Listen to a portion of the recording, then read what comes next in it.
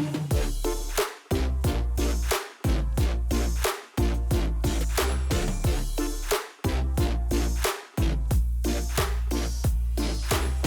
right, what's up everybody? This is Mark with 91 Octane. I'm back again today with part 2 of the bike build.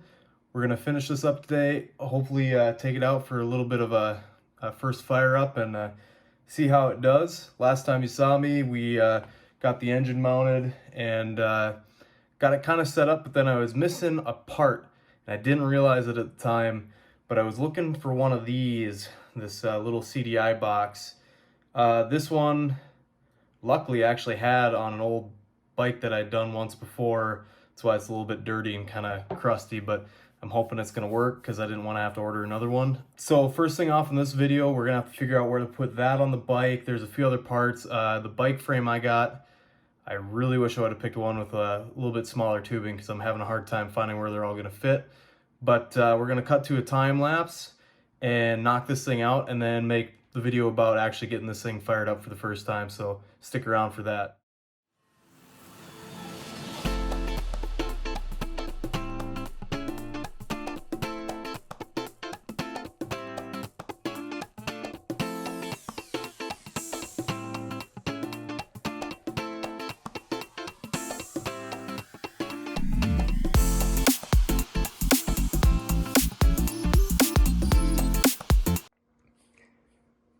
Quick pause here. After a little deliberation with this coil, I tried getting it to fit on this frame, but as you can see, the distance between these two screw holes are really tight on this bar, and I don't have long enough screws or anything to fit this, so good old zip tie. Not my favorite thing in the world to do, but spark plug fits under this bar, coil fits nicely. These wires are gonna tuck up. They'll be a little bit close to the exhaust, so we're gonna throw some zip ties in there. That'll be all good, and back to the action.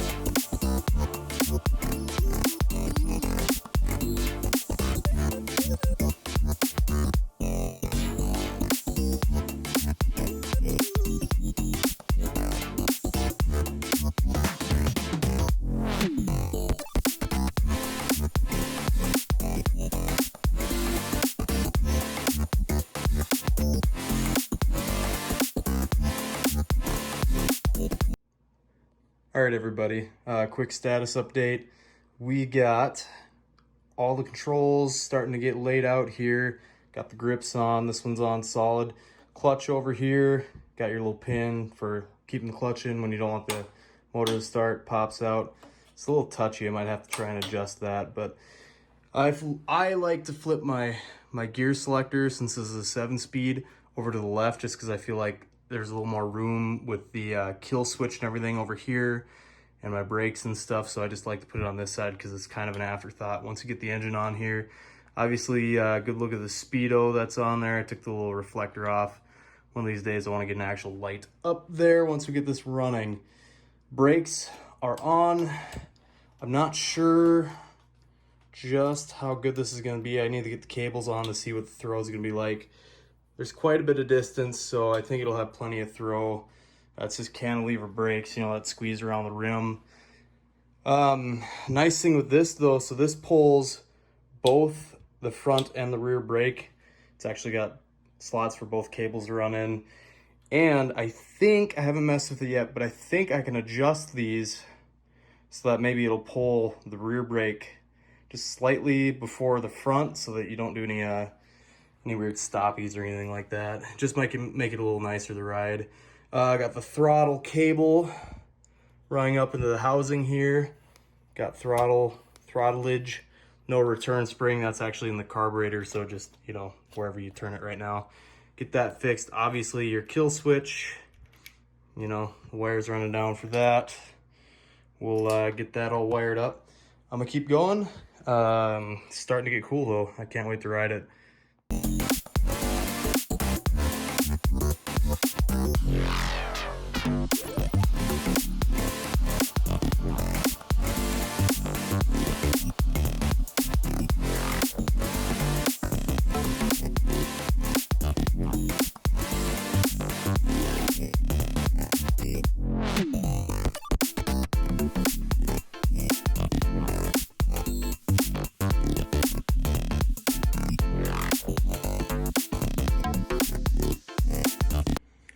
All right, back again.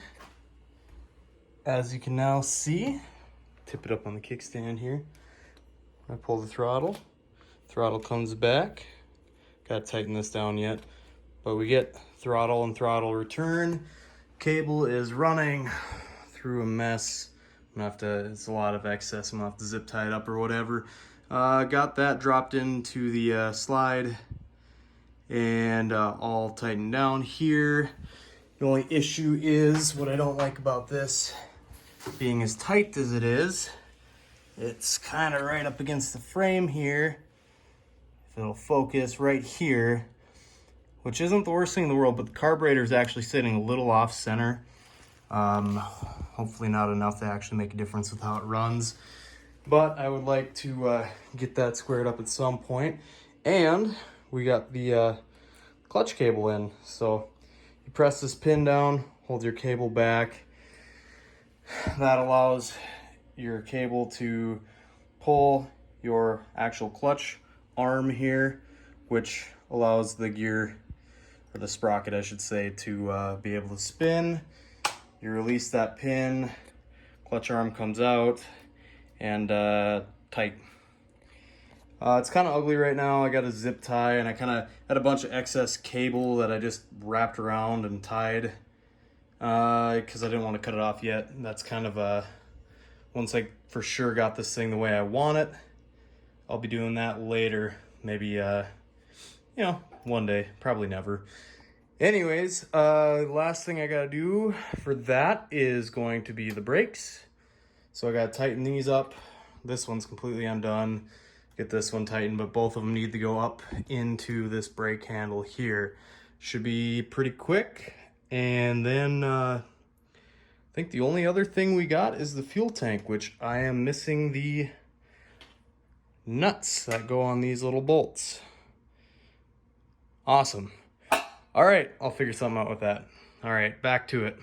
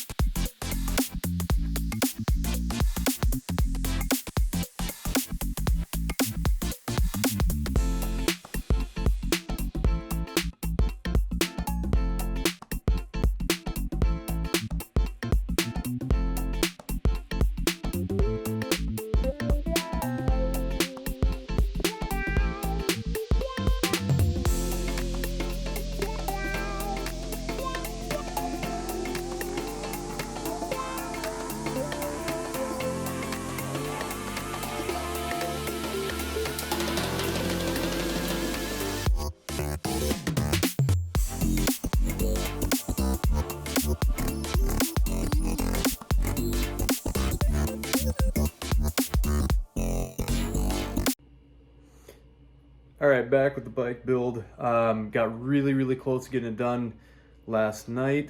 Getting excited to ride this thing, but hit one little snag. We had these 4 little nuts for the gas tank.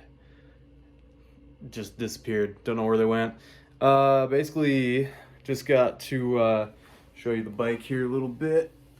All we gotta do is get the gas tank on here, bolt that down, run the little fuel line to the carb, and everything else is done. My GoPro went dead on me last night, but after that happened, I got the chain on here. It should be good enough. It'll probably stretch, but it should be good enough to start riding with that. Get the tank on, get some air in the tires, put some fuel in this thing, and I think we'll be ready to fire it up. So let's see how it goes.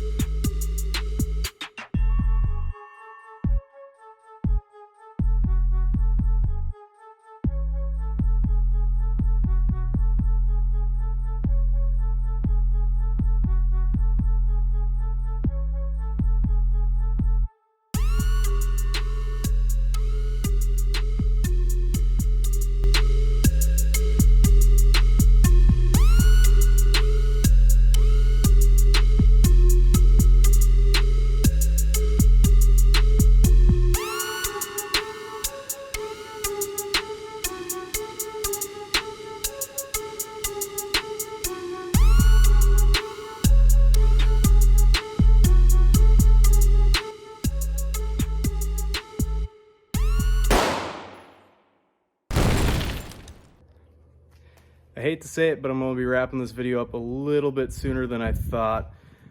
I started getting set up to film the first start, had everything in place, started pedaling the bike around where I was going to start, and I got a little overconfident, dropped the clutch, tried to just see if it popped, just, you know, to save me a little bit of trouble when the actual video comes around. And we had some issues, so I'll show you what's going on with it. So, the issue I'm having is that I think the motor locked up. I have the clutch pulled in right now, and it was spinning fine just before I tried it that first time. And now the chain is absolutely locked up in there. It actually moved the motor and the mounts a little bit too, so that's not great. And if you come around to this side, the clutch cover here has a little crack up in the front of it that I don't believe was there before I tried doing that. So as far as I can tell, either the clutch got locked up or what, or maybe the piston's actually locked up in there. But we got all of 0.1 miles, and that's going to be it for this video. I guess I'm going to be making another one just to try and see what's wrong with this thing, and maybe it's something minor and we can get it running after all. So stick around for that. I appreciate everybody who's watched this one. If you like this and you want to see what happened, maybe it'll give you guys a nice tip or anything if you guys are working with one of these. Go ahead and hit the subscribe button. Give me a like. I'm trying to make some fun stuff, and we'll see where it takes us. Thanks, everybody.